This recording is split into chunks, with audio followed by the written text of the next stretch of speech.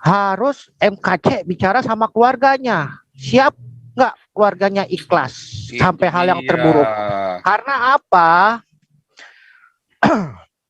Karena MKC ini individu. Kalau kasus Munir, mungkin secara psikologis keluarganya kuat karena ada lembaganya, ya. Ya. Ini kan individu, jadi suatu hal yang berbeda. Kan SS. Udah kedengaran ya Om Paul ya? Gua merdu. Gua antar. Thank you. Ya. Ya, aku udah nulis nih. Soalnya kalau ngomong sama N26 suka grogi saya. Ada aja lo. Ya, nanti kalau ada waktu di pertengahan, nanti Pak Paul ada doa, jangan di akhir lah buat MKC. Ya. Kedua, kita berbicara masalah hukum dulu ya. Kita singkirkan tentang agama ya, ini tentang hukum gitu Ya. loh. Ya. Karena Pak Paul pernah memaparkan dari kepolisian sampai lapas tuh ceritanya kayak begini. Jadi bukan hal baru, nggak usah terlampau dilebih-lebihkan. Tapi yang terpenting di sini harus MKC bicara sama keluarganya. Siap nggak keluarganya ikhlas Itu sampai hal yang dia. terburuk? Karena apa? Karena MKC ini individu. Kalau kasus Munir, mungkin secara psikologis keluarganya kuat karena ada lembaganya, ya. Ya. Ini kan individu, jadi suatu hal yang berbeda. Jadi ketika kita berbicara roh ketakutan, posisikan diri kita sebagai keluarga MKC, anak, orang apa ibunya misalnya, ketika mendapat teror, kalau kamu begini-begini sesuai judulnya Pak Paul, bagaimana? Siap nggak kita kalau kita berada di posisi mereka? Tetapi kita terus bersuara. Pak Paul bersuara di dunia internasional. Tapi satu, di nasionalnya ini kurang greget. Gitu loh. Untuk menghindari hal yang sesuai judul ini. Di nasionalnya pun harus greget gitu loh. Terus perubahan butuh pengorbanan ya. Ya seperti kemarin saya cerita ya. Martin Luther King. Makanya kita bersuara walaupun ada pengorbanan, teruslah bersuara. Sampai satu saat nanti ya di Indonesia kayak gimana, ibaratnya di Amerika ada presiden kulit hitam yang dulu mungkin di tahun 80-an ya, kalau kita misalnya pas 90-an nggak mungkin kayaknya tuh. Terus aku saran buat Pak Paul, kalau berbicara misalnya lagi apa pengacara, kata uang hilangkan lah, artinya kita udah dukung gitu ya, seolah-olah apa jadi nanti pengacaranya apa nggak enak. Terus hal-hal yang soalnya kemarin bilang pro bono Pak, masalahnya terus ngomong pro bono. Wah saya kaget, jangan pro bono, saya bilang begitu. Paham. Karena aku dengerin dari awal. Supaya pengacara itu tahu bahwa kita akan bayar dengan profesional. Dan Pak Hebet dan kemarin beberapa teman ada setuju kan? Ya cuman kemarin terus waktu itu ada suara-suara pro bono itu loh.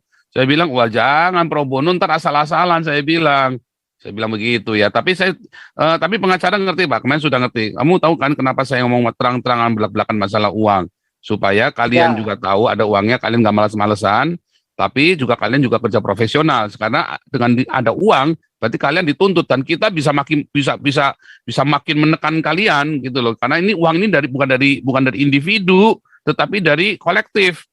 Itu loh Pak. Iya itu aku paham maksudnya. Next maksudnya kalau udah ada omongan. Ya kalau udah jalan enggak, itu urusannya Pak Saifuddin. Ya. Kita harus diem dong, nggak boleh ngomong. Jadi, dong. Ada etikanya ya. Tentang masalah keluarga ini ya harusnya saya dengar nih dari tadi pengacaranya, harusnya pengacara nggak boleh ngomong Pak. Pengacara udah nggak boleh ngomong tadi Pak. Makanya saya bilang padahal pagi-pagi udah semangat 45 mau bicara, kita akan klarifikasi di sini, tiba-tiba ya ada bagian yang tidak akan diobrolin di sini. Maksudnya isi tentang keluarganya, karena kan ya kalau Pak Paul saya lihat seorang analis, ya kita juga menganalisis, setiap analis akan menganalisa yang paling terburuk, karena Pak Paul bilang keluarganya ada tekanan. Nah ini makanya harus ada pembicaraan dari keluarga ke Pak KC gitu loh. Ya mungkin Pak Saifuddin keluarganya udah siap gak apa yang akan terjadi ke depan. Tetapi dengan kita bersuara ini, semoga apa yang di judul itu tidak terjadi ya. Ya bersuara itu banyak lah.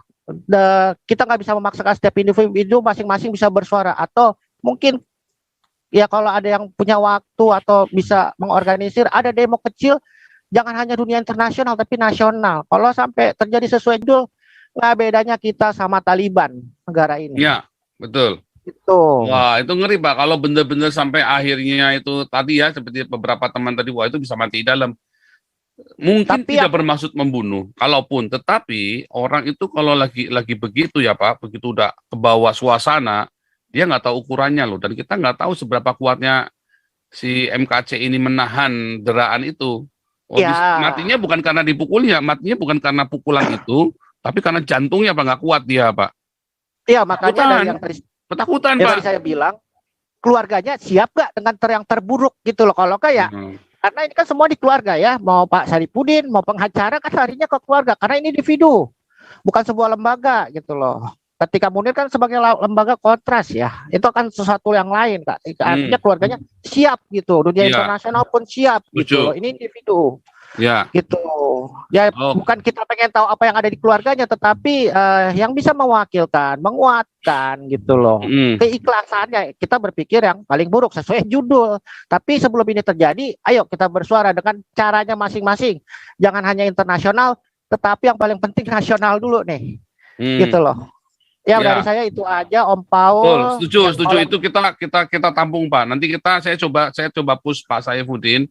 Saya kok ngerasa ada yang nggak beres ini. Pak Saifuddin juga tiba-tiba nggak bisa dihubungin. Katanya si Pak Helpet juga mencoba hubungi Pak Saifuddin nggak bisa katanya. Nah, ini kan soalnya jubirnya Pak Saripudin ya, Ya, yang saya tahu ya, sama ya, teman-teman, bukan masalah tentang rokok ketakutan, coba berpikir sebagai keluarganya. Bagaimana ya. kalau kita di posisi siap apa enggak gitu loh. Makanya kita harus harus lokasikan keluarganya di tempat yang benar dan jangan sampai mendengar berita-berita dari luar dan juga tidak boleh ada sepupu-sepupunya yang masuk lagi. Karena kan Ya, keluarganya ternyata masih muslim tadi katanya Pak Khairul Anwar, saya juga baru tahu tuh kalau anaknya masih muslim. Saya pikir kalau anaknya udah ini udah Kristen. saya sedikit anehnya gini, harusnya yang jadi jubirnya anak yang laki, tapi katanya anak apa hukum juga kan, tapi kok Mm-mm. jadi membingungkan gitu loh. Gak Ya, ada galak-galaknya oke, gitu. ini lanjut dulu nih. Thank you ya Om Suara ya. kebenaran. Terima kasih Pak SS. Itu nanti itu informasinya akan saya coba ini. Siap. Ya, oke, suara kebenaran. Iya, selamat malam Pak Luar Paul. biasa. Salam Selamat semuanya. malam, Pak. Suara kebenaran. Ya, jadi buat saya sih ngelihatnya gini, untuk kasus MKC maupun kasus-kasus yang lain. Ini adalah mau masuk ke abad 21, di mana segala sesuatu itu terbuka, transparan bagi dunia, bagi banyak orang, bagi masyarakat. Sulit untuk ditutup-tutupi. Jadi ada kejadian apapun itu gampang sekali terbuka. Mau disembunyikan dengan cara apapun itu akan sulit untuk sekarang, berbeda dengan tahun 70-80. Perlakuan semua pihak, baik polisi, MUI, pihak-pihak lawan yang mau melakukan cara-cara yang tidak benar, itu gampang sekali nanti akan pasti terbongkar. Kalau terbongkar, apabila ini benar kejadiannya, maka itu domino efeknya besar sekali. Akan terjadi distrust yang luar biasa, akan terjadi hal-hal yang luar biasa. Jadi, untuk saat ini, dengan situasi abad 21 yang begitu terbuka, informasi gampang, internet terbuka, bisa dalam waktu sekian menit saja berita itu tersebar kemana-mana, itu gampang sekali akan dapat dilacak. Katakan kalau sampai kejadian benar, terjadi pemukulan terhadap MKC, bahkan sekalipun mati, dibunuh, dipenjara, itu bagi orang Kristen sebagai martir sudah biasa, nggak ada problem selama dia sudah memberikan hidupnya yang terbaik buat Tuhan Yesus. Ya, pasti malah justru satu keuntungan masuk dalam surga. Tetapi itu menjadi satu kerugian yang luar biasa, domino efeknya bagi pihak lawan yang melakukan cara-cara yang keji. Itu akan gampang terbongkar di zaman informasi seperti ini. Jadi saya terus terang mestinya sih nggak terlalu khawatir, karena itu justru akan menjadi efek yang luar biasa, akan terjadi pemutatan yang luar biasa, karena mereka akan melihat kok cara-caranya keji banget seperti itu.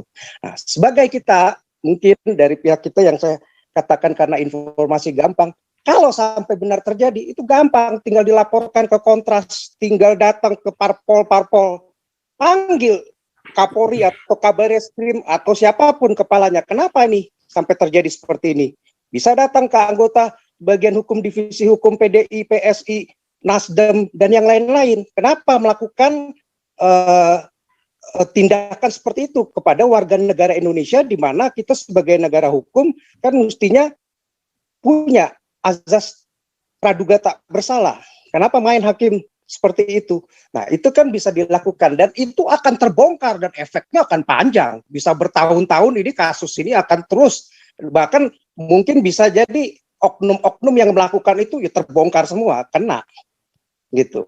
Nah, saya yakin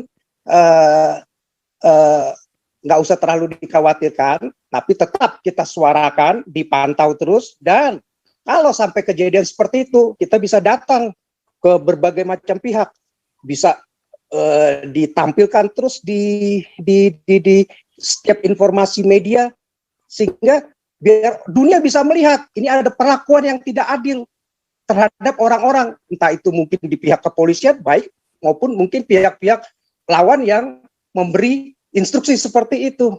Terbongkar dan cara-cara kerja itu justru merugikan besar buat mereka. Seperti itu. Hanya gara-gara satu nyawa bisa jutaan orang akan murtad kalau kayak begitu. Kalau misalnya dilakukan dengan cara yang tidak fair, dengan cara-cara yang licik dari pihak lawan. Mungkin itu Pak Paul. Ya. Kira-kira. Ya kita sih percaya ya, dan apapun kita sudah main di YouTube, kita sudah tahu resikonya. Pak Kacé juga sudah pernah saya tanya ya, dan beliau juga sudah tahu resikonya ya. Jadi sebetulnya dulu kalau Kacé nurut saya nggak bakal ditangkap kalau nurut sama saya. Memang saya rada kesel juga ya sebenarnya ya. Cuman tak pikir ya kita kan nggak bisa paksa orang toh. Kalau dia sudah pilihannya begitu, mungkin dia karena sudah tua atau udah apa dia pengen di Bali, dia nggak pernah di Bali. Saya bilang Pak pasti ketangkep Pak kalau di Bali. Saya sudah bilang Pak pasti ketangkep. Saya sudah bilang. Nah jadi beliau sudah iya Pak ya kita ini Pak kita serahkan sama Tuhan saja ya sudah. Kalau dia ngomong begitu mau gimana? Kita serahkan sama Tuhan saja. Itu pilihan Pak MKC. Iya dan dia sudah tahu akan ditangkap. Sudah tahu. Tapi kalau sampai ada perlakuan tidak adil, misalnya perlakuan pemukulan tadi seperti apa, katakan kalau benar-benar terjadi pemukulan bahkan sampai mati sekalipun, ini abad 21, abad informasi, ini akan terbongkar, nggak bakal ditutup-tutupin. Semua pihak-pihak baik dari oknum kepolisian maupun katakan misalnya disuruh dari pihak-pihak lawan, itu pasti akan terbongkar. Dan kita nggak akan diam, kita pasti akan bersuara terus. Cari ke Kontras, ke partai politik, ke media-media, sampai ke internasional, biar bersuara. Hanya gara-gara satu orang, ini efek dominonya akan dahsyat sekali. Sampai kalau memang benar dilakukan dengan cara yang keji seperti itu. Begitu. Ya, dan ya kita siap. Makanya kita YouTubers teman-teman jangan mundur. Ya, teman-teman YouTubers jangan mundur, hati-hati. Ya, jangan sampai mau ditekan. Makanya tadi waktu saya dibilang, wah gini nggak boleh dibesarkan, orang bilang nggak bisa, besarkan saya bilang. Sama Pavel, terus Pavel juga sempat ragu kan, pagi-pagi mau live, ayo saya dorong sekalian, saya bilang jangan, nanti malam saya yang garap nanti. Biar Pavel dulu. Iya nggak apa-apa, soalnya kalau nggak nanti diam-diaman semua, kapan mau merdekanya kita diam-diaman semua terus, apa-apa ketakutan terus. Katakan misalnya terjadi pemukulan, mestinya nanti kita tinggal bikin tim aja dari tim lawyer, datang ke semua pihak-pihak, katakan yang tadi misalnya Kontras, Komnas, katakan untuk di pihak domestik sendiri ya, ke partai-partai divisi hukum. Kenapa DPRD, DPR, PSI atau partai-partai yang nasionalis, kenapa di kepolisian melakukan pembiaran seperti itu gitu? Ya, kenapa bisa ada pembiaran? Itu loh Pak, kenapa bisa ada pembiaran? Ya kan? Memang kita salah, kita nggak beli kamar dari awal Pak, tapi kan kita nggak menduga karena itu di Mabes Pak. Kenapa nggak beli kamar dari awal? Itu masalahnya kita kan begitu. Lalu dari awal masuk langsung datang, ini kita beli kamar satu, tolong disendiriin. Mereka nggak punya alasan, ya kan? Nah, cuman masalahnya kita semua nggak menduga karena ini di Mabes loh Pak. Aduh, saya bilang kalau di Polsek, di Polres kita bisa maklum Pak. Kalau ini di Mabes, di Polda, waduh, Waduh, nggak bener Pak. Ya justru resiko besar nanti setiap oknum yang di Mabes itu, baik petingginya ya katakan sampai bintang 3 pun sekalipun kalau memang terlibat ya pasti ketahuan, kebongkar. Hati-hati. Jangan pikir aman. Seperti itu. Karena ini zaman informasi sekarang. Seperti itu. Jangan kan di KBR Eskrim, di istana sekalipun informasi itu bisa tersebar keluar. Nggak ada lagi zaman sekarang itu bisa disembunyikan. Hati-hati. Jadi gitu. Efek dominonya besar sekali itu nanti. Jadi peringatan buat pihak-pihak yang mau melakukan tindakan-tindakan yang cara-cara yang dengan cara-cara yang licik gitu. Terbongkar, efek dominonya besar sekali, ini zaman informasi gitu. Mungkin itu saja yang saya mau tegaskan Pak Paul. Oke. Karena efeknya panjang, kita bisa laporkan itu terus bertahun-tahun, disuarakan terus sampai seluruh Indonesia dan dunia bisa mendengar itu. Gitu. Ini Pak Paul sampai ke Pak Jokowi itu dikasih ke Pak Kapolri, Pak Paul, biar bertindak. Ini di rumahnya Kapolri. Kita bisa datang ke Kapolri, ke Pak Jokowi semua itu nanti sampai ke DPR kita perjuangkan terus bertahun-tahun itu sampai ketahuan itu oknum-oknum yang melakukan itu. Jadi lebih buruk Pak kondisinya Pak, harus Pak tekanan dan dukungan sekaligus kepada Kapolri, jangan takut. Iya betul. Betul Bung Beta, justru kan Kapolri akan bertindak kalau kita teriak, kalau kita diam aja dia mau bisa apa, nggak ada yang teriak, dia sendirian. Jadi yang kita lakukan bukan menekan polisi, tapi kita membantu sebetulnya. Ya benar, supaya terjadi pembersihan terhadap polisi-polisi oknum-oknum yang oknum-oknum, karena dari tadi kan kita bilang nggak mungkin di Mabes bisa begitu. Saya tahu persis di dalamnya sana, nggak mungkin bisa begitu. Kenapa bisa ada seperti itu? Itu pasti ada oknum. Dan kita kecolongan dari awal. Kita nggak beli kamar itu tadi loh. Saya masih ada, aduh, kadang-kadang gemeremet juga ya begitu ya. Orang kemarin kita itu tadi karena dari awal kita nggak ini juga ya, kitanya juga ya. Aduh, Tuhan Yesus tolong ampuni. Nah ini beritanya ngeri lagi nih Pak, beritanya nih. Nah, sekarang yang ada di berita ini. Ya, kuasa hukumnya beda lagi ceritanya nih. Sebentar ya, saya tunjukkan ke Anda nih, saya mau tampilkan.